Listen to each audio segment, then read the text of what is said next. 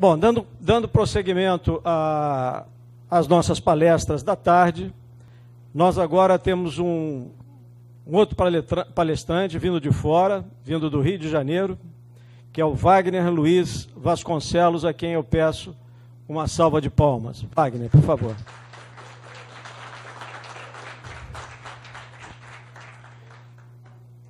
O Wagner, ele é bacharel em Direito pela UFRJ, conferencista com palestras em várias escolas, associações, universidades, igrejas e câmaras de vereadores, onde ele propaga bons valores nacionais e a viabilidade da civilização brasileira. Ele é o coordenador do MV Brasil, que é um movimento patriótico e ativista pela valorização da cultura, do idioma e das riquezas do Brasil. Esse movimento foi criado em 1999, no Rio de Janeiro. O tema que o Wagner nos traz é sobre a soberania nacional, previdência e micro-revolução individual. Pessoal, desculpe. Micro-revolução pessoal. Então, com a palavra, o Wagner Vasconcelos.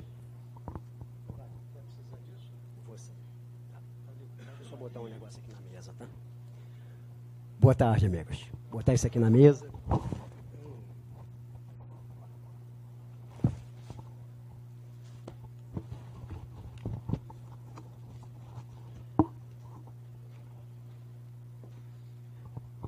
Bem, patriotas, antes de entrar na palestra propriamente dita, eu trouxe aqui, entrou a pasta, trouxe aqui algumas imagens rápidas do movimento pela valorização da cultura, do idioma e das riquezas do Brasil, que é uma frente de patriotas insubmissos que foi fundada na cidade do Rio de Janeiro no ano 2000, final de 99, no ano 2000, e lá no Covil dos Lobos, na Faculdade de Direito da UFRJ, que era dominada por partidos de esquerda em seus centros acadêmicos. Então, isso aqui são algumas fotos do MV Brasil, isso aí é a quinta caminhada pela brasilidade, que ocorreu em 2004, já era a versão 5 dessa caminhada. Essa caminhada foram umas 2.000 pessoas. Tá? Como é que passa aqui? Isso passa?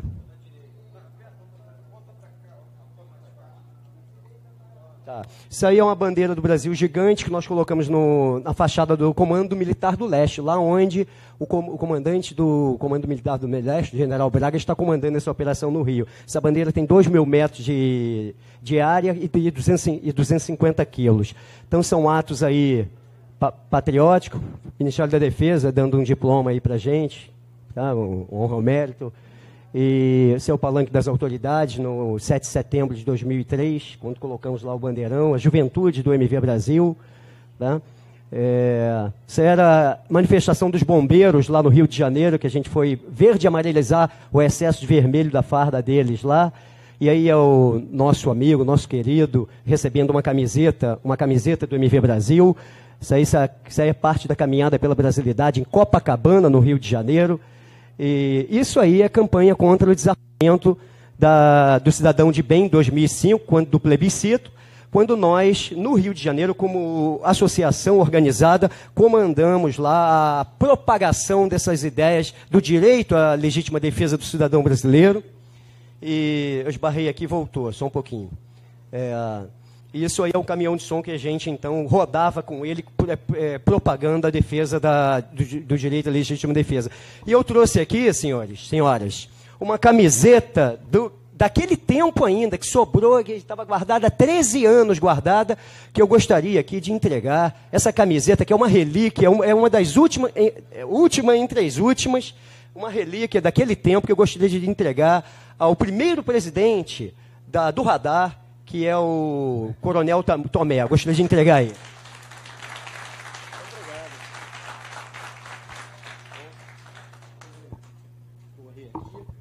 Tem 30 segundos por foto para dar tempo, gente. Então,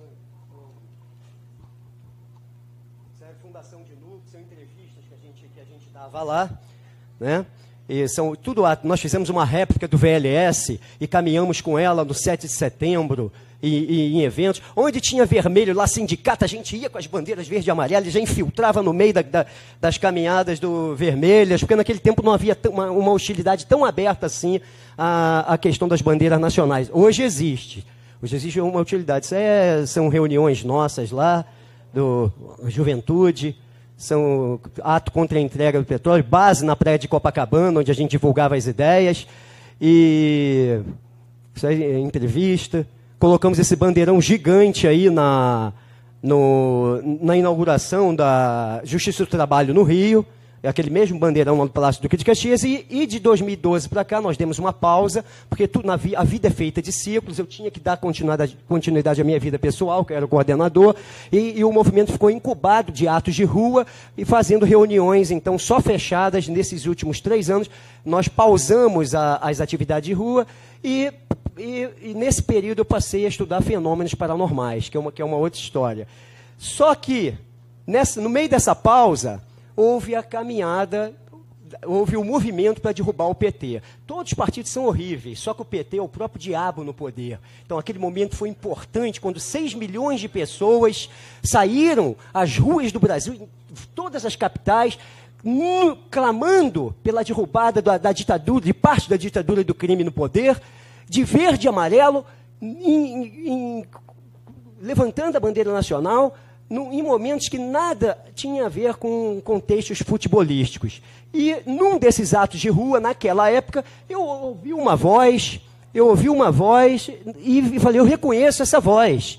Eu olhei para cima no carro de som, isso aqui é... Olhei para cima no carro de som e lá estava o Tony, que é uma das lideranças do movimento Fora Dilma e agora intervencionista no Brasil. Estava o Tony. Então o Tony me convidou para subir ao caminhão e eu então voltei às atividades, mas de forma pontual, não diariamente como era na época do MV Brasil. E quando o Tony me chama, eu então, de maneira pontual, presto um serviço voluntário à pátria brasileira, dando continuidade àquele trabalho que começou em 2000. Pode trocar, por gentileza. Tá? Então, isso aqui foi em Copacabana, Antônio? Isso aqui foi em Copacabana, né? Ah, perfeito. 1.200.000 em Copacabana. Tá bom, então aqui é o bandeirão, já acabou essa entrada do MV, esse bandeirão aqui, que nós colocamos lá, no Palácio do Duque de Caxias, à noite. Essa foto saiu na primeira página de um grande jornal lá do Rio de Janeiro, e isso me impressionou muito. Tá? Isso aí é ato do 7 de setembro. Isso aqui é essa cidade linda, que eu tenho o prazer de visitar.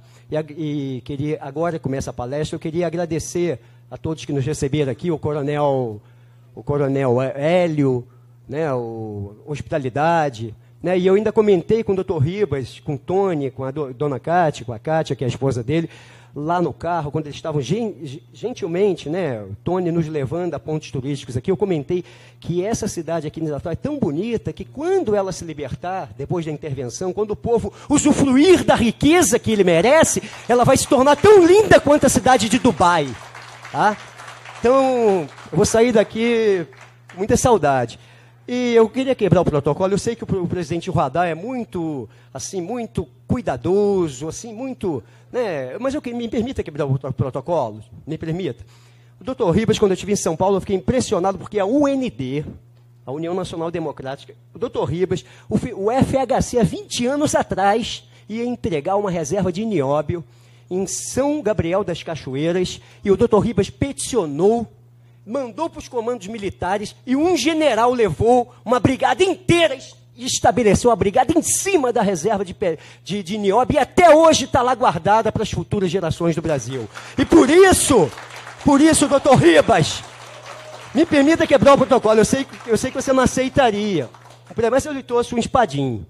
Que eu gostaria de lhe passar.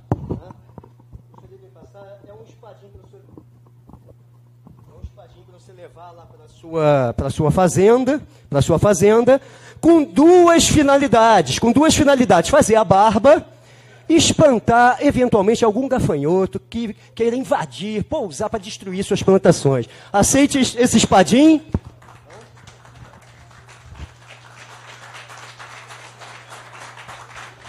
Simbolicamente.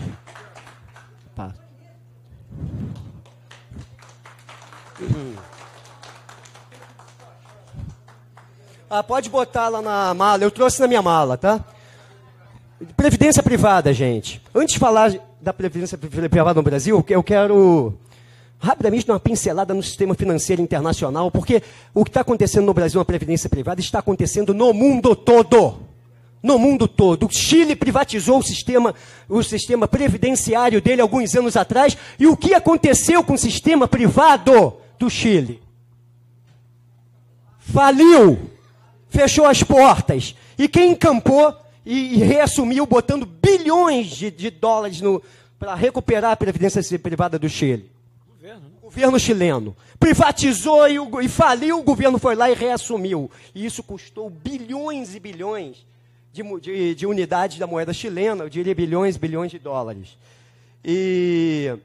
Então nós temos aqui, ligado ao sistema financeiro dos Estados Unidos, que segue a mesma linha, um dos 3 presidentes, o Riba diz que é 4, mas eu pesquisei, eu achei 3, mas achei várias tentativas de homicídio ou de assassinato.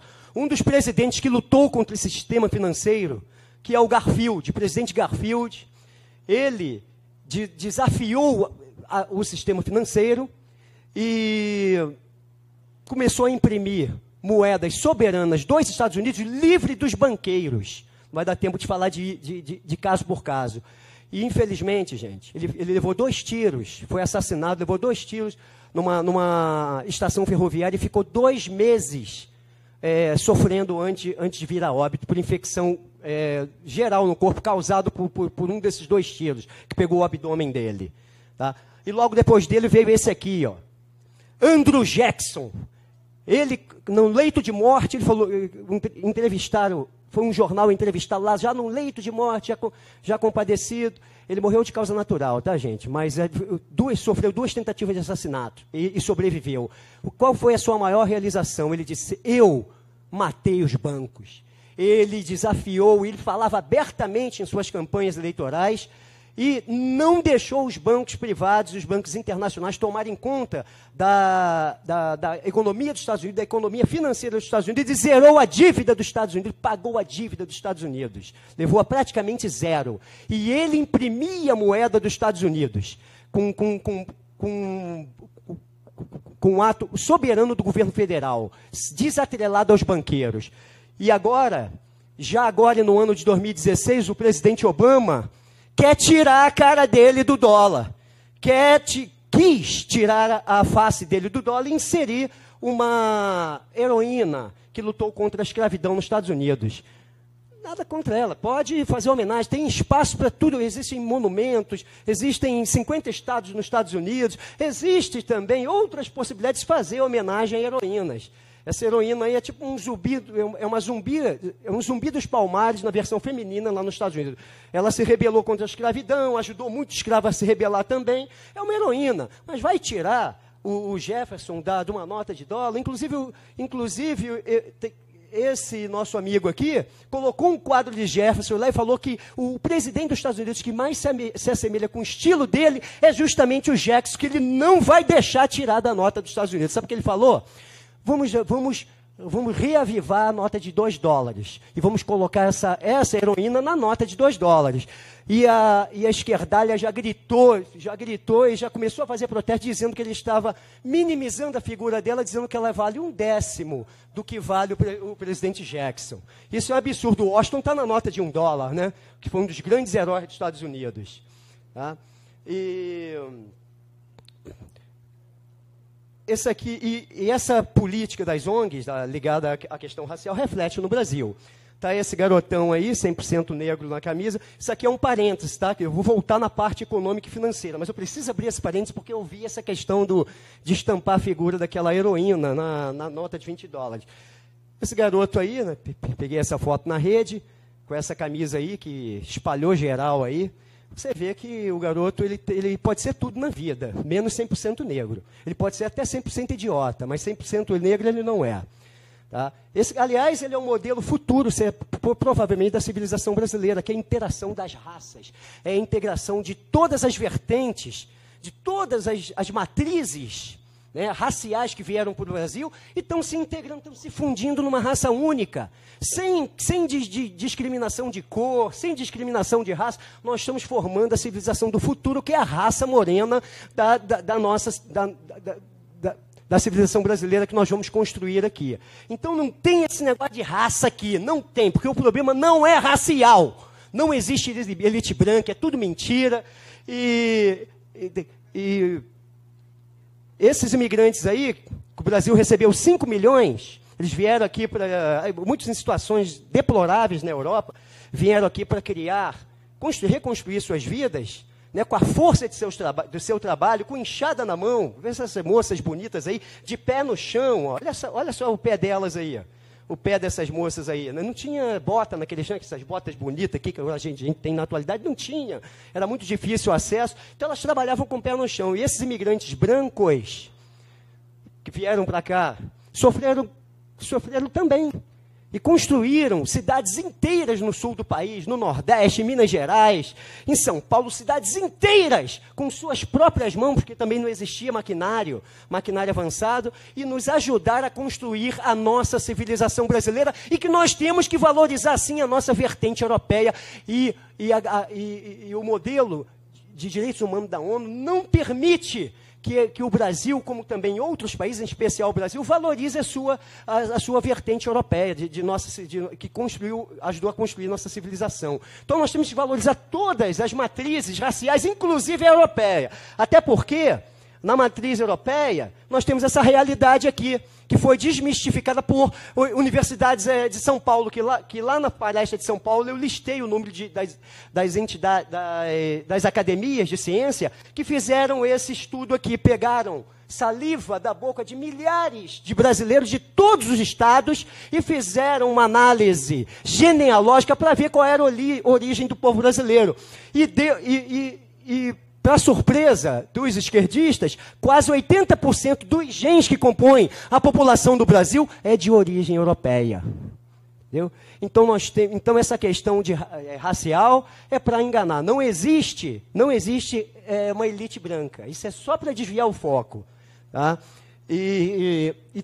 Você vê claramente, você pega aqui os negros da seleção brasileira de futebol e compara só um pouquinho. Você pega aqui os negros da...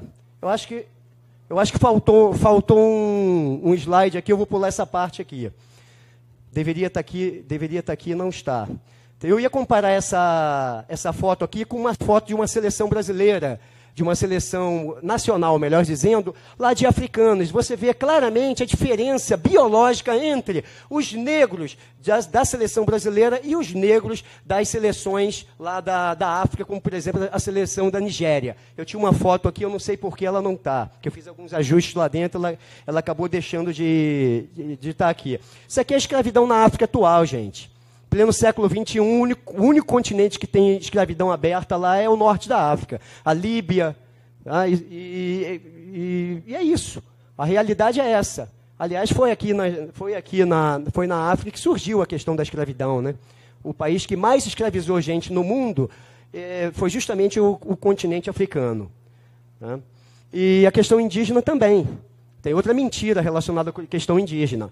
A população indígena do Brasil, quando os portugueses aqui chegaram, e até os dias de hoje, não foi exterminada. Isso é mentira. Mentira! Tá?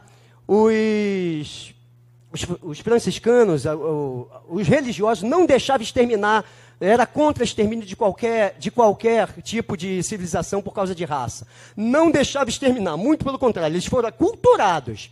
Pode dizer que foram aculturados, mas eliminados é mentira. Onde é que estão os índios do passado? Primeiro que ainda tem 500 índios aí, nas aldeias. Primeiro, aldeias modernas, com celular, antena parabólica, tem 500 mil lá. E eles se diluíram na população ribeirinha, nas populações das cidades que correm todo o Rio Amazonas, no norte e no nordeste, e até nas capitais também. Nós temos aí 50 milhões de descendentes de índios no Brasil. É aqui que está a herança genética das populações indígenas. Pois é. Tá? Tá. É. Exatamente. E com isso eu volto ao sistema financeiro. Então tem esse aqui, tem o Abraham Lincoln, que é o segundo presidente que também vai desafiar, segundo não, terceiro, conhecido, né? E que faleceu, tá? Não, exatamente, o primeiro. É o primeiro, mas eu estou falando do terceiro que foi desafiar, que desafiou. Então o Lincoln, vocês sabem que ele imprimia as greenbacks, que eram as notas do governo dos Estados Unidos, que iria, então, substituir as moedas privadas que os bancos, naquela época, imprimiam. Só que não era um banco central como é hoje, lá, privado. Cada banco imprimia sua moeda. Então, os Estados Unidos eram um balaio de moedas privadas, que corria o território todo. Cada banco imprimia a sua. E ele acabou com a festa e começou a imprimir uma moeda central dos Estados Unidos, o greenbacks, e ia libertar os Estados Unidos do sistema financeiro. E é desnecessário dizer que ele foi assassinado com um tiro. É sempre aquela história, um maluco que chega e dá um tiro nele do nada, num teatro, e infelizmente, com isso, o plano pôde avançar. E em 1913, no dia 23 de dezembro, enquanto as famílias dos Estados Unidos comemoravam o Natal, ali faltando 2 dias ali para o Natal, o presidente Wilson, né, junto com o Congresso, aprovou o ato do Federal Reserve, o ato do Banco Central dos Estados Unidos, que a partir de então passou a ser o único emissor da moeda dos Estados Unidos. E para cada dólar que o Banco Central dos Estados Unidos imprimia a partir daí, gerava uma dívida para os Estados Unidos. A dívida naquela época era insignificante. Tá? E ele, covardemente, junto com o Congresso tinha meia dúzia de parlamentares, igual aqui no Brasil, a mesma coisa. Eles, então, entregaram a máquina de fazer dinheiro dos Estados Unidos ao sistema financeiro internacional. Tá? E, com isso, os dólares dos Estados Unidos, todas as notas são assim. São 12 bancos privados nos Estados Unidos. Você pode pegar o dólar aí, quem tiver dólar aí, pode tirar e ver. Os 12 bancos privados dos Estados Unidos carimbam as notas dos Estados Unidos, tal qual o traficante carimba o seu pacotinho de cocaína, para identificar ali que é o tráfico de moedas, tráfico do sistema financeiro. Tá? Então, quando você pega uma nota de $1 ou de qualquer moeda brasileira, são 2 coisas que devem diferir as notas. Né? Uma é o número de série, que muda, claro, de nota para nota, e o outro é a assinatura do presidente do Banco Central. Tá? Mas aqui existe mais uma coisa que muda, que são as letras. Eu consegui juntar as 12 séries, 12 carimbos. Eu esqueci até de trazer os dólares para passar aí. Então isso é uma realidade. E teve mais um político que foi assassinado nos Estados Unidos, depois de 2 tentativas de assassinato, que ligou a crise de 1929 dos Estados Unidos, e o Crash, ele fez uma peça perfeita, conseguiu identificar os causadores disso e apontou para o Fed, e desafiou o Fed abertamente, inclusive iniciando processos legais contra as autoridades do Fed, dos donos desse banco privado. O que aconteceu com ele, gente? 2 tentativas de assassinato e apareceu morto, em condições duvidosas. Quem estuda o assunto profundamente declara abertamente que ele foi assassinado, o McFadden. Tá? E isso criou essa política em 1929. Ó. Tá? Um povo que outrora era próspero, os Estados Unidos na década de 50 era uma sociedade próspera, né, sadia, e 20 anos depois virou esse bando de zumbi aí. Ó. Isso aí tinha aos milhares. Legiões e legiões de gente vagando pela rua sem comida e sem trabalho, causado aí por esse sistema financeiro. Olha só. Aí, ó, pé no chão ali, ó. Parece essas favelinhas aí da África. Pior do que o Brasil. O Brasil não tem mais favela assim, ó. Entendeu? E esse aí não precisa falar, né? Aquele discurso clássico dele acusando diretamente o sistema financeiro, essas organizações internacionais. Tá? E eu recomendo que todos leiam esse livro aqui, que eu já recomendei em São Paulo, O Homem que Roubou Portugal. Esse livro é uma história fantástica de um português que quem emitia as moedas portuguesas naquela época, ele é do início do século passado, ele é dos anos de 1900, em 1915, 1910, 1915, ele conseguiu falsificar documentos e fez um banco lá da Inglaterra imprimir toneladas e toneladas de dinheiro de Portugal. Tá? O sobrenome dele é Reis, o primeiro nome eu esqueci. E ele e um grupo, né? O cara é brilhante, sensacional. Ele emitiu 2,5% do total de moeda circulante em Portugal.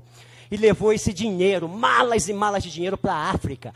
E fez essa colônia portuguesa, Angola, explodir em prosperidade. Inclusive o dinheiro que ele mandou imprimir, com documentos falsos, injetou em Portugal, fez a economia prosperar. Causou inflação em Portugal? Causou inflação lá? Zero de inflação. Não causou inflação, só causou prosperidade. Ou seja, ficou descoberto, já estava começando a ficar evidente que um governo pode sim, em momentos específicos, imprimir dinheiro e jogar na economia, principalmente na infraestrutura, sem pedir dinheiro a banqueiro nenhum. Ele é seu próprio banqueiro. Ele manda imprimir e joga. Tanto é que o Trump falou que ia fazer isso. Falou que ia botar 1 trilhão na produção. Infelizmente, ele não sei de onde ele vai tirar esse 1 trilhão. Vai pedir ao Fed? Eu não sei. Tá? E é com isso a dívida dos Estados Unidos partiu aqui em 1913 era quase zero, e como cada dólar emitido pelo Fed gera dívida, ele dá para o governo emprestado, como se o dinheiro fosse dele, imprime do nada, e empresta ao governo dos Estados Unidos. Um banco privado faz isso. Como isso pode ser possível? Isso é loucura, cara. E a dívida veio crescendo, aí chegou no clássico Obama. E vocês lembram que há 3, 4 anos atrás o Obama declarou insolvência do governo federal. Lembra disso? Ele falou que não ia fechar as contas, que o governo faliu. Não ia ter condições de fazer os pagamentos. E o que ele fez? Em vez de pedir a auditoria da dívida dos Estados Unidos, ele pediu mais veneno. Me envenena mais. Ele pediu ao Congresso que aumentasse a dívida dos Estados Unidos em quase 2 trilhões. E o Congresso disse sim, vamos aumentar. E a dívida pulou de 17 trilhões... Pulou de 17 trilhões aqui, de 86% do PIB para 104% do PIB. Hoje a dívida dos Estados Unidos é de 20 trilhões de dólares. É a maior dívida do mundo. Dívida interna e externa somada. Mas isso não é um projeto estadunidense, não é um projeto só estadunidense. O Brasil está nessa mesma linha, vocês vão ver. E isso afeta a reforma da Previdência. Isso é um projeto mundial. O Japão deve 226% do PIB, a Grécia 175% e por aí vai.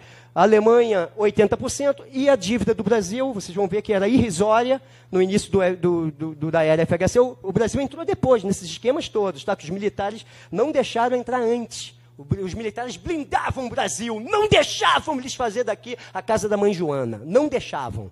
E essa é uma realidade que a gente precisa colocar em evidência para a gente recuperar nossa capacidade de crescimento. E a Grécia foi humilhada nesses anos, monetariamente, pelo Banco Central Europeu, e eu tenho a impressão que não é só pela questão financeira, não. Está certo que eles querem arrebentar tudo e destruir o Estado Social na Grécia. Na Grécia não, na Europa. Mas a Grécia tem um problema. A Grécia era especial, porque a Grécia é um dos 3 tripés que eles têm que derrubar na civilização ocidental. É o cristianismo, é o direito, a noção de direito, que surgiu lá no direito romano, e o quê? A questão cultural, a cultura greco-romana, que é aquele sentimento de verdade, de amor à pátria, de amor aos princípios, né? Aquilo está diretamente ligado à figura da Grécia. Então, nada melhor do que dissolver com a Grécia, porque humilhando a Grécia, você humilha a cultura, filosoficamente, você humilha a cultura, a cultura ocidental. A cultura ocidental. Eu não vou dizer quem desenvolveu essa linha de raciocínio, porque a humildade me impede. Tá? Isso aqui eu não li em lugar nenhum, não. Tá? E agora vamos à reforma da Previdência no Brasil. Estou tentando acelerar, tá, mestre? Gente, por favor, eu posso pegar aqui a Constituição brasileira, que o Tony gentilmente me emprestou aqui.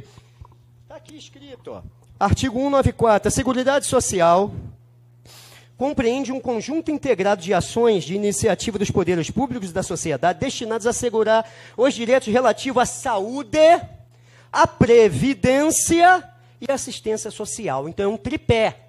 Não é só a previdência social. Tá? E no artigo 195, aí continua o artigo, só que eu não vou ler não para ganhar tempo. Aí no artigo 195, eles fizeram questão de dizer quais são as fontes vinculadas de arrecadação. Tem fontes vinculadas. Tem fontes vinculadas. E a contribuição do trabalhador e do empresário é uma só das fontes. As fontes estão claras aqui. As fontes estão claras. Quais são as fontes? Vocês já sabem, eu vou só citar meia dúzia aqui rapidinho.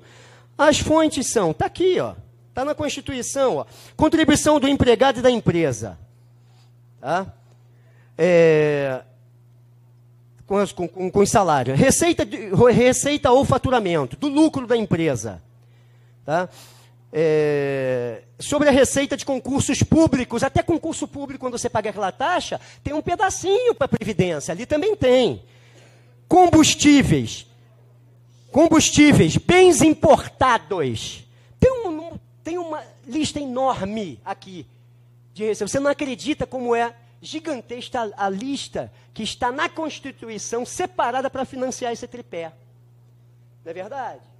Então, eu venho aqui. Só que isso não é importante. Eu não posso viajar 4.000 quilômetros para falar o óbvio, porque eu sei que eu estou com uma plateia aqui de intelectuais, de homens e mulheres que estudam o Brasil, que estudam esses problemas da humanidade, que conhecem os fatores e os agentes que mantêm o nosso país à retaguarda. Não vou falar de coisas óbvias. Não posso falar de coisa que todo mundo já sabe. Eu vou falar de alguma coisa, até porque eu tenho que ser grato a essa interação instrutiva e construtiva, e por eu estar evoluindo aqui, aprendendo com as senhoras e com os senhores. Então, eu tenho que tentar somar alguma coisinha, agregar um pouquinho de conhecimento e valores aos seus cabedais de conhecimento. Então, não vou falar de coisa óbvia. Tá? Por isso que eu trouxe logo a faca, logo essa espada, e mandei para o mestre Ribeiro da minha coleção de espada. Eu tenho lá uma coleção de espada. Tá? Se o Bolsonaro for eleito aí, que eu acho difícil com essas urnas, né? Ou se houver aquela intervenção linda que a gente espera, vão começar as coleções de fuzil também, tá? Bonitão. Porque quando as pessoas veem São Miguel de Arcanjo com a espada, os religiosos ficam tudo glorificando e dando glória à espada de São Miguel. Por que não pode dar glória a uma espada nas mãos de um cidadão de bem? Não temos que seguir os anjos? Não temos que seguir o exemplo de nossos mestres espirituais? Então vocês têm que dar glória quando vê um cidadão de bem armado. Seja com lâminas ou seja com arma de fogo, porque nós precisamos disso para lançar os demônios no abismo. Bom, então aqui nós temos aqui uma foto aí de uma fábrica qualquer que eu peguei, não selecionei não, qualquer fábrica antiga, para representar simbolicamente a Revolução Industrial da Inglaterra. Na Revolução Industrial da Inglaterra, na Revolução que se espalhou pelo mundo, com conhecimento não da Inglaterra, com conhecimento que pertence à humanidade, porque esse conhecimento vem sendo passado de civilização para civilização desde a antiga Suméria e possivelmente até antes. Nessa revolução aqui, quanto tempo se trabalhava? Qual era a carga horária? 15 horas, 16. Criança era pouco, tá? Eles tinham piedade das crianças, nós temos que reconhecer. Criança era só 10, 12 horas por dia, tá? Então, no início do século foi para quanto tempo de trabalho? 12 horas. Em 1950, para quanto foi a carga horária de trabalho no mundo? 8 horas. Por quê? Porque a tecnologia vai suprimindo a necessidade de se trabalhar. A mão de obra pesada, rústica, vai sendo substituída por tecnologia, que é um patrimônio das famílias, das oligarquias, que se reúnem em sociedade fechada. Não. A tecnologia mundial, toda a humanidade, em todos os tempos, contribuiu de alguma maneira para o avanço da tecnologia, e a tecnologia pertence às nações, aos povos, e não às oligarquias, aos bancos.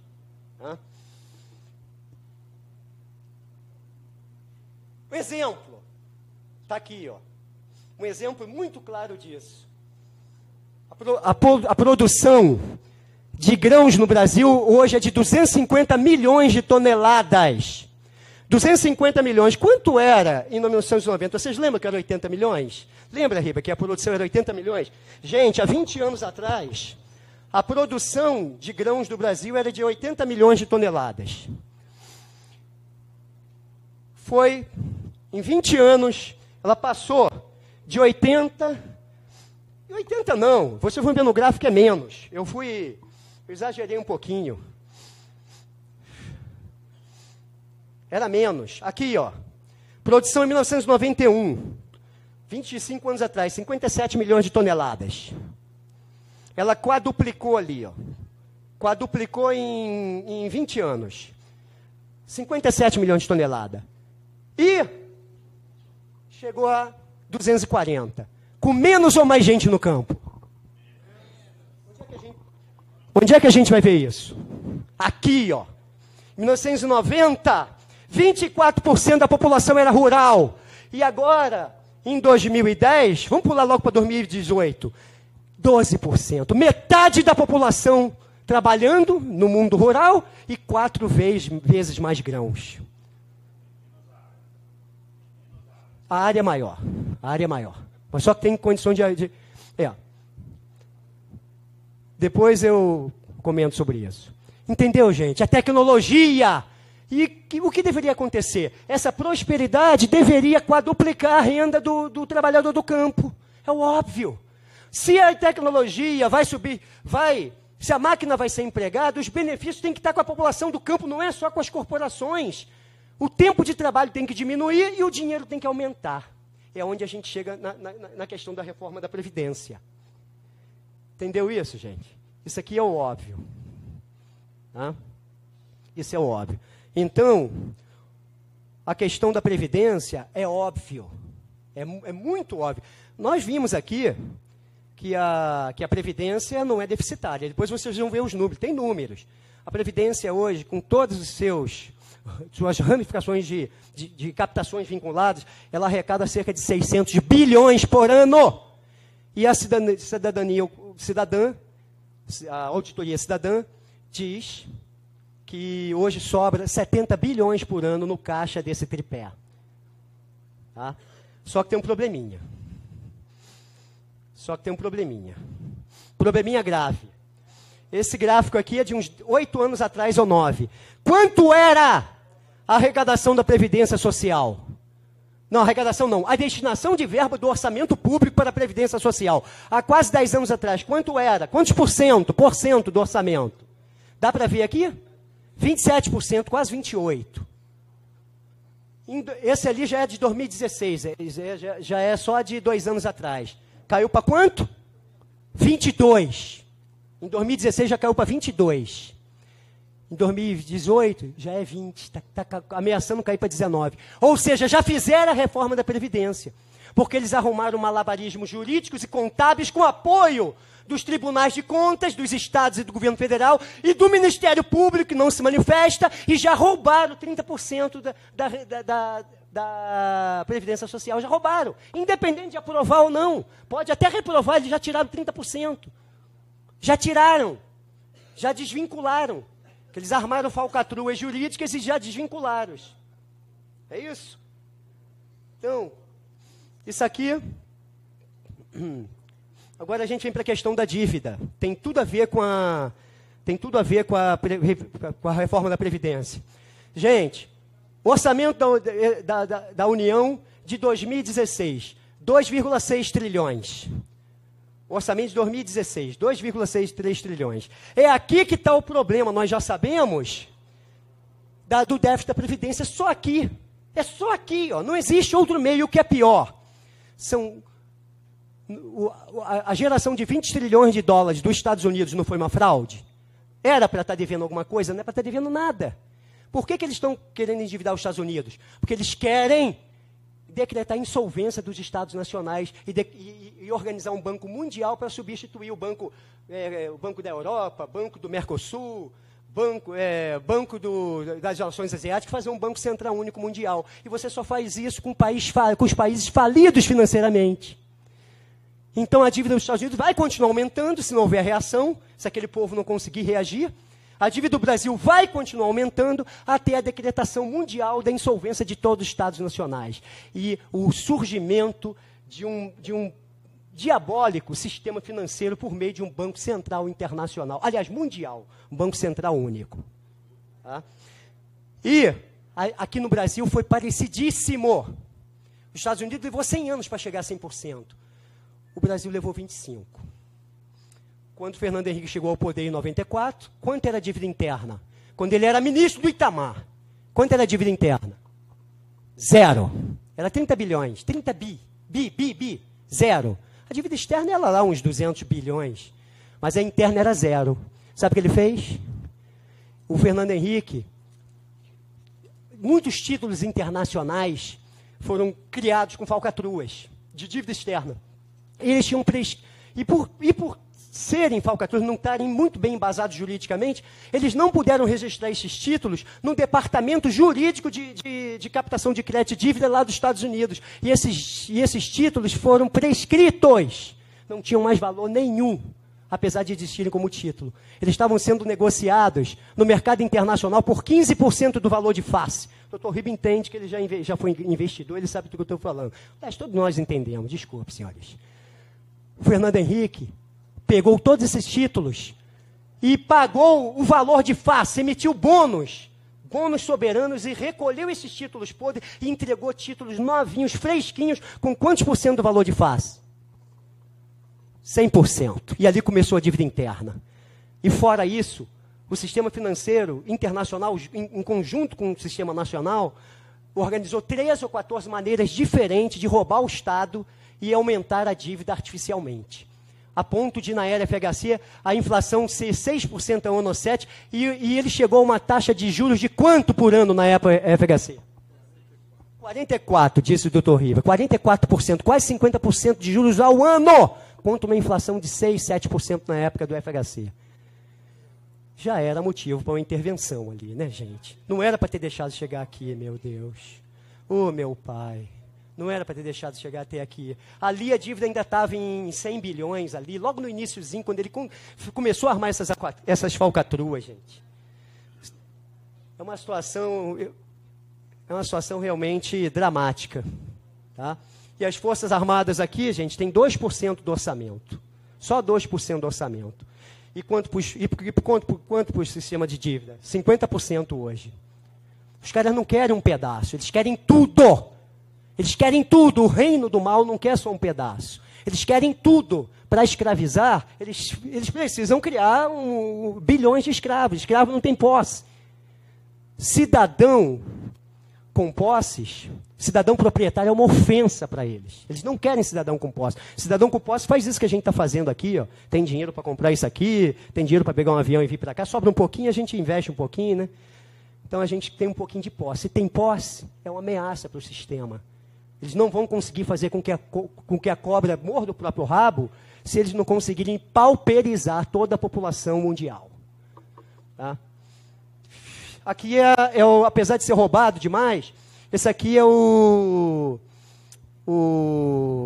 gráfico da arrecadação e distribuição do orçamento federal nos Estados Unidos. Os Estados Unidos arrecada hoje 4,5 bilhões de dólares hoje. Já lá em cima, está em 4 lá em cima. Hoje deve estar em 4,1, 4,2. Aqui, ó, só Previdência e Saúde engloba, aqui, ó, nos Estados Unidos, ó, engloba 70%, 65% do orçamento. Força Armada, Força Armada está aqui, ó, 17% do orçamento. Aqui está em 2%. 2% o nosso orçamento militar. Vai subir para 10%, tá, gente? Rapidinho.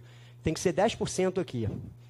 É só um fator comparador. Isso aqui é coisa antiga, que eu tinha apresentado em São Paulo. O orçamento de 2015 no Brasil, a dívida interna, que era 30 bi no orçamento no governo do Fernando Henrique, chegou a 4 trilhões de reais em 2015.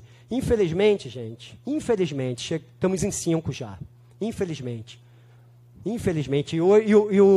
E hoje, nós estamos com 170 bilhões de reais de déficit, apesar de entregar metade do orçamento para pagar juros de dívida aos banqueiros. Infelizmente. E a dívida externa está em 550 bilhões de dólares. E o Lula disse que pagou a dívida. Lembra, enganando o povo? O que o Lula pagou, hein, gente? O que o Lula pagou? Não, o que o Lula pagou? Não, ele pagou alguma coisa. Ele fez uma transferência de dívida. Ele pagou ao FMI. FMI é banco? FMI é uma agência de seguros, é um condomínio, é um bolão. Não tem essa coisa de você recolher dinheiro, bolão, para um bolão, é um bolão. 30 países, os países se reúnem no FMI, cada um bota um pedaço de dinheiro no FMI, o Brasil é dono de 2% do capital do FMI. E quando um país está precisando de dinheiro, não tem dinheiro, eles vão lá e emprestam, pega daquele bolão e entrega como seguro, e esse valor que foi entregue passa para o montante total da dívida. É isso que acontece. Mas é dinheiro para quê que o FMI empresta, hein, gente? É para construir estrada, hospital? É para infraestrutura? É para construir ferrovias, rodovias? Não, é para pagar juros. Ele só empresta para isso. Somente para isso. Tá? 2013, nós colamos no MV Brasil, no Rio de Janeiro, 600 cartazes desse aí em 100 bairros. Esse cartaz aí tem 2 metros, é de papel. Esse aí é de lona, mas os nossos eram de papel. Colamos em ponto estratégico na cidade. Era, naquele tempo, 250 bilhões de reais. A sangria do orçamento federal. Hoje está em 1,3 trilhão. Metade do orçamento, ou seja, multiplicou por 5 o sistema de dívida do Brasil, que a gente paga de juros para os banqueiros, para quem detém os títulos da dívida. Tá? É tanto dinheiro, gente, como eu disse em São Paulo, é tanto dinheiro que uma vez, voando pela cidade de Dubai, num helicóptero de luxo que parecia um disco voador, um repórter entrevistando um sheik, o repórter de Londres, entrevistando o sheik lá. Quanto tem de dinheiro aí embaixo? Quanto tem dinheiro? Quanto vocês gastaram para construir essa maravilha, essa cidade do futuro? 300 bilhões de dólares. Quanto? 300 bilhões de dólares gastaram para construir naquele estado que já era lindo. Quanto a gente está pagando de juros? 1,3 trilhão de reais para os banqueiros. 1,3 trilhão. Entendeu? Nós estamos pagando uma Dubai por ano para eles. E há pouco tempo, quando o dólar era 1,90, agora há pouquíssimo tempo atrás, estamos pagando quase 2 Dubais por ano para eles, todos os anos. O Brasil podia construir uma Dubai aqui, no país, sem afetar o orçamento. Fazendo auditoria da dívida e parando essa sangria. Isso aí é dívida. Não entramos nos minérios ainda, que não vamos falar hoje. Que, segundo o Dr. Ribeiro, deixa 1 bilhão, todos os minérios deixam 1 bilhão de reais de prejuízo por dia também. 1 bilhão de dólares. Pois é. Tá? Se os militares não tivessem saído do poder, ou se houvesse um governo que mantivesse pelo menos aquela linha de investimento, eles não fizeram tudo o que tinham que fazer, não, os militares. Os militares fizeram uma parte só do que deveria fazer, porque os militares pegaram dinheiro emprestado com o banco. Não precisa. Não precisa. Estado soberano não pega.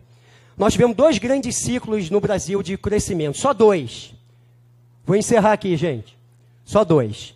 De 1930 a 1950 e pouco, até quase 60, tivemos um ciclo de crescimento. O Brasil saiu lá da rabeira e passou para a 40ª posição no ranking de produto interno bruto no mundo.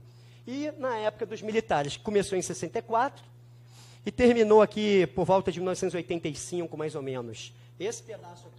O Brasil cresceu a 7% ao ano nesse período, nesses 20 anos. Aqui cresceu a 8%. Tá? Se o Brasil... Vou pegar a caneta aqui. Tá aqui, desculpa. Me perdoem.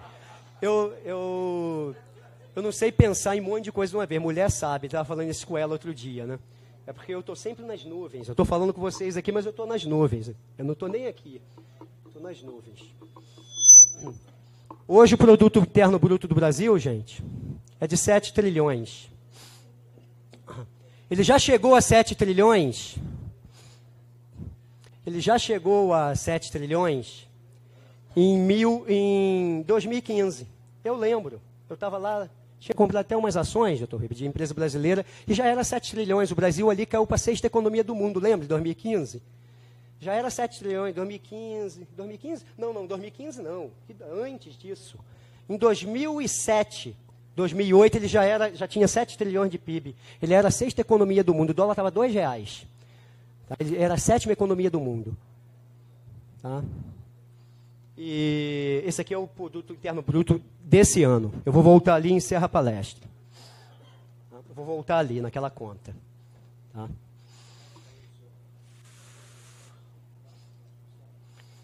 Tem um itemzinho aqui que eu gostaria de mencionar antes. Essa dívida do Brasil chegou àquele ponto é um ponto que eu pulei, que eu não posso deixar de falar. A dívida do Brasil chegou a esse ponto, além da questão daquela conversão de títulos podres em títulos com 100% de valor de face, teve outro pecado gravíssimo que envolve o Rio Grande do Norte também, que eu até comentei com um palestrante que nos apresentou o potencial de crescimento desse estado, como o Rio Grande do Norte é rico. Quando foram privatizados os bancos estaduais, vocês lembram disso? O Banerj, no Rio de Janeiro, um monte de bancos estaduais. O passivo de dívida desses bancos se tornou público. Os bancos foram sem dívida. Eles se tornaram públicos. E o governo federal, para não massacrar muitos estados, não ficar muito evidente, ele assumiu, encampou essas dívidas. E ele passou 25 anos massacrando os estados, sugando os estados como banqueiros, cobrando taxas de juros absurdas e abusivas. Com isso, o Estado do Rio de Janeiro, ele encampou no Estado do Rio de Janeiro, o governo federal, 18 bilhões de reais. Em Porto Alegre está parecido, tá? Os dois estados é mais ou menos o mesmo número. Nesses 25 anos ele pagou 40 bilhões de juros, só de juros, e a dívida está em 60 hoje. A dívida com o governo federal, a dívida total do Estado do Rio é de 80 bilhões. Entendeu? Então, com isso foi mais um truque que eles usaram para aumentar a dívida do governo federal. Tem uma coisa chamada swap. Você que sabe o que é swap. Swap, quando o empresário vai comprar dólar, o governo federal não quer que compre, ele fala assim, não compra não. Mas eu preciso ter dinheiro, eu tenho dívida em dólar. Não compra, vai gerar inflação. Não compra dólar não. Vamos fazer o seguinte, se o dólar subir, eu te pago a diferença. E quando o dólar... Aí o empresário cria um investimento, faz um contrato de swap com o governo, e o dólar passou de R$ 2 para R$ 4 há pouco tempo, na época da Dilma. E no ano 2015 para 2016 foram 150, 170 bilhões de reais de prejuízo para os caixas do governo federal, porque o governo cumpriu e pagou, deu de graça esse dinheiro para os banqueiros. Tá? E agora, o próprio ministro do Bolsonaro, Paulo Guedes, é isso? Pretenso ministro do Bolsonaro, está falando em privatizar o Banco Central. Tome cuidado. Isso é o pior pecado que uma nação pode cometer. O Banco Central é fábrica de fazer dinheiro. Acaba com o Banco Central, não tem mais Banco Central, não. Joga no lixo aquilo. Cria um governo, um gabinete institucional que vai cuidar das finanças. E a Casa da Moeda, só. E ali vai decidir a taxa de juros. Ali na mesa vai decidir a taxa de juros. Cria um conselho de sábios na área de economia. Ali, joga o Banco Central no lixo. Se privatizar o Banco Central, vai acontecer a mesma coisa que está acontecendo nos Estados Unidos. O Banco Central será privado e internacional, porque hoje não existe mais diferença entre capital internacional quando se compra a dívida de governo. Essa dívida interna aí, 30% dela está na mão de estrangeiro. Essa dívida interna. Entendeu? Ou seja, tem mais uma coisa grave para eu encerrar essa parte de banco. Quando o Banco Central dá dinheiro, para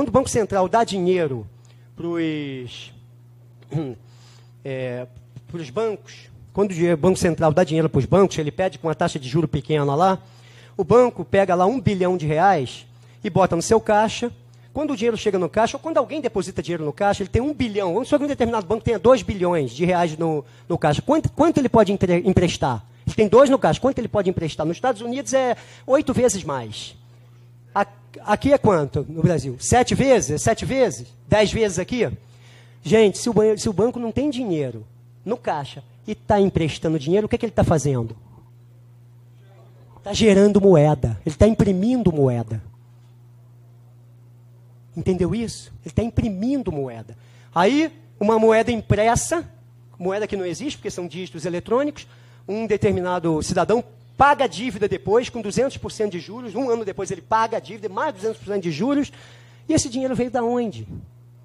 Não existia no sistema, de onde veio esse dinheiro? Não existe o dinheiro.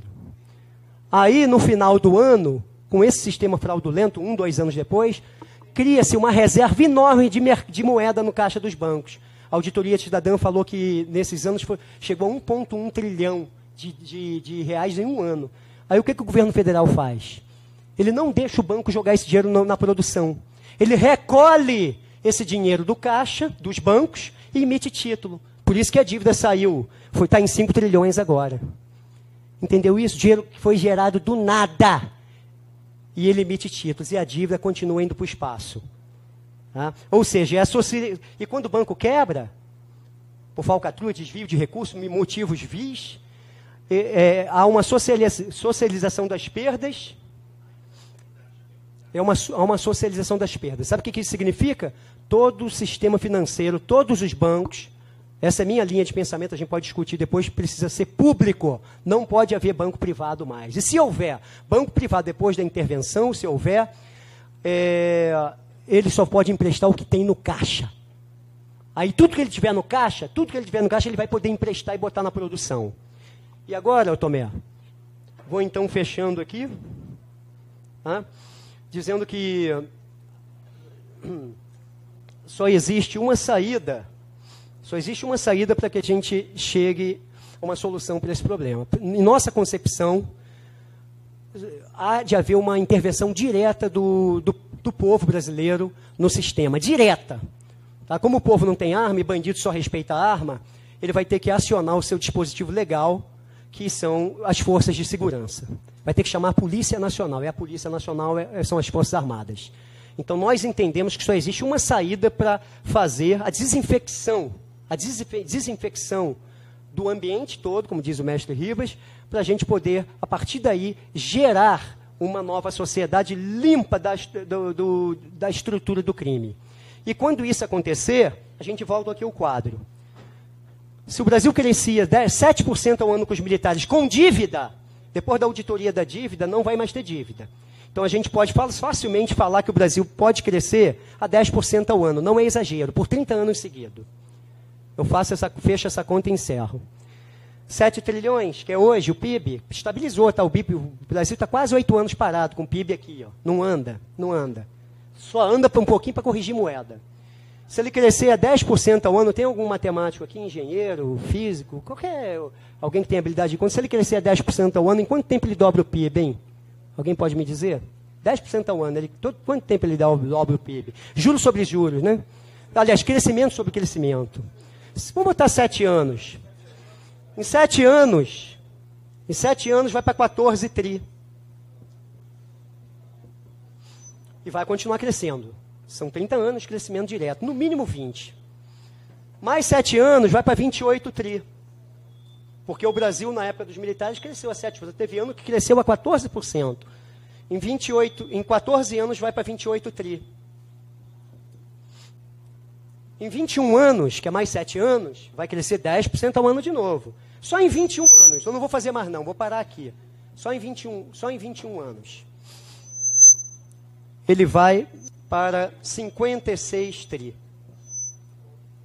Os impostos vão baixar a metade, a produção vai explodir. E o Brasil teria, hipoteticamente, essa conta pode ser um pouco abaixo, um pouco acima, 56 trilhões de reais de PIB, que é o que o Brasil tinha que ter hoje se não tivesse parado o processo de crescimento há 20 anos atrás. Se tivesse mantido esses 40 anos de governo civil, crescendo a 7% ao ano como era, cresceu a 3% em média. Se tivesse crescido a 7%, hoje nós teríamos um produto interno bruto de 56 trilhões de reais. Aí nós vamos dividir isso aqui pelo dólar atual. Quanto é que está o dólar, hein, gente? R$3. Vamos botar 3 para arredondar? 56 dividido por 3 dá quanto? Quanto? Em dólar. 20 trilhões. Quanto é o PIB dos Estados Unidos? 20 trilhões de dólares. Se não tivesse havido essa fase do Dilma e do PT, com todos os problemas, hoje nós já seríamos a terceira economia do mundo. Fácil, mole.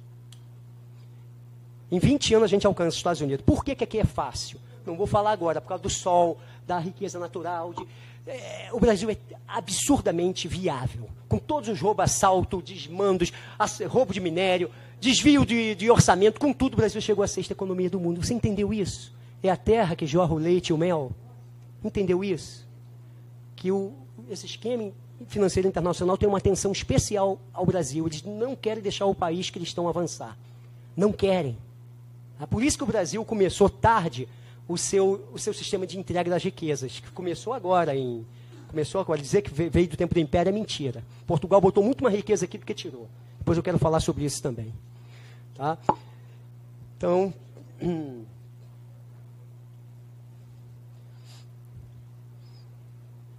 com a intervenção constitucional militar, nós vamos aplicar o plano de cenários do Dr. Ribas, agora eu fecho mesmo. E o plano de cenário vai transformar o Brasil numa terra absurdamente viável e próspera. Tá? E aí vamos aplicar os 32 pontos para alavancar o Brasil. Tá? 6 pontos em 6 linhas. O primeiro é fazer a auditoria completa das dívidas. O segundo é nunca mais o Brasil pegar dinheiro emprestado com banco nenhum. O terceiro, com orçamento gordo no caixa, aumentar o efetivo das Forças Armadas para 1 milhão de mulheres e homens em armas. Tá? Para a gente poder fazer um cordão em todo o território nacional e vir varrendo o território de norte a sul, de leste a oeste, de norte a sul, de sul a norte, de leste a oeste, de oeste para leste, varrendo todo o território nacional, expulsando todas as ONGs estrangeiras que estão aqui em nosso país. O quarto, como vai ter muito dinheiro no caixa, nós vamos espalhar centros de ciência e tecnologia em todo o território nacional e vamos recuperar a capacidade da indústria brasileira, que hoje é 20%, que hoje representa 15% da economia, já chegou a 70% da economia a indústria. Tá? Quase 90% da indústria hoje de alta tecnologia é estrangeira. Nós vamos recuperar, com a nossa ciência e tecnologia, o controle do mercado interno de produtos e de prestação de serviço. Tá? No quarto, nós vamos rever, fazer uma auditoria completa de todas as privatizações. Quer privatizar? A gente privatiza. O governo fica só no essencial, mas tem que pagar o preço justo. Vale do Rio Doce vale 3 trilhões de reais. Foi entregue por 3 bi. O grupo que assumiu o controle pagou 3 bi só. Ela lucra 30 bilhões por ano. Está aí a prova da falcatrua. Então nós temos que fazer uma auditoria completa do sistema de privatizações e recuperar as empresas estratégicas para o povo brasileiro. E para encerrar e finalizando de fato, no quinto e último ponto, nós vamos fazer uma contra-revolução em todo o território nacional e acabar com todos esses estelionatos culturais que transformaram a nação brasileira nisso. Nós vamos limpar as escolas, limpar os meios de comunicação e desinfectar culturalmente o país e vamos tornar como causa pétrea da Constituição a prática do comunismo, do herbertismo, do gramscismo. Vamos transformar essas práticas em crimes hediondos, inafiançáveis e serão considerados traição da pátria, a difusão do terrorismo, do comunismo em nosso país. Tá? Grato, patriotas. Obrigado. É muita coisa para pouco tempo. Muita coisa para pouco tempo. Oi? Bom.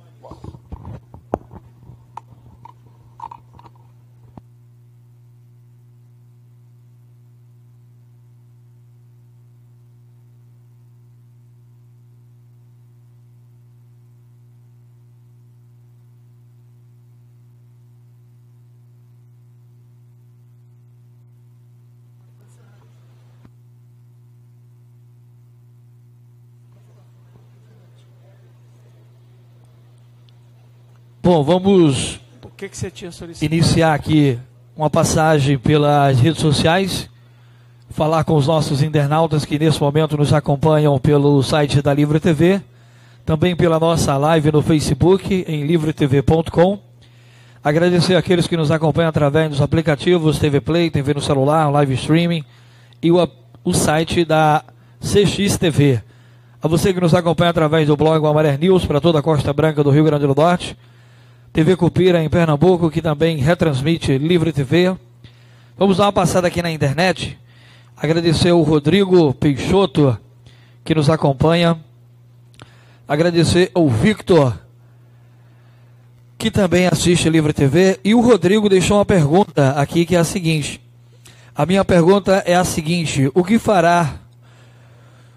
que teria que ser feito para acabar com os bancos que são agiotas legalizados? Ele deixou uma pergunta, vocês podem anotar essa pergunta e fazer na mesa, que será realizada na sequência, para discutir assuntos relacionados à palestra.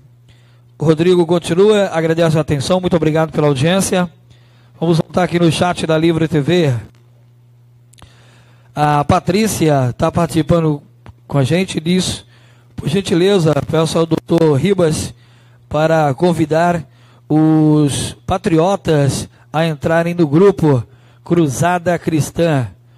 A Maria diz o seguinte: o judaísmo, ela faz um comentário aqui sobre o judaísmo, judaísmo e islamismo e cristianismo. Deixou a mensagem no chat da Livre TV. A Maria continua participando. Maria continua deixando mensagem no chat da Livre TV. Quero aqui aproveitar e agradecer a audiência da Regina Lira em João Pessoa. O pessoal que está em Campina Grande também acompanhando a Livre TV, mandou mensagem no WhatsApp da Livre TV. Ana Júlia deixou também uma mensagem que diz o seguinte: excelente palestra, parabéns ao Dr. Alain César pelo brilhante esclarecimento sobre subvenção. Ana Júlia, patriota, também participando. Maria Emília deixou também uma mensagem dizendo o seguinte: intervenção civil e militar, já. Que Deus proteja vocês. Então, obrigado a todos. Vou só finalizar aqui esta palestra para a gente voltar na sequência. Lembrando a você que está na nossa live no Facebook, é só você atualizar a fanpage da Livre TV, que ela já volta para você atualizada em 2 minutinhos no máximo. A gente volta ao vivo aí na nossa live no Facebook. Voltamos já.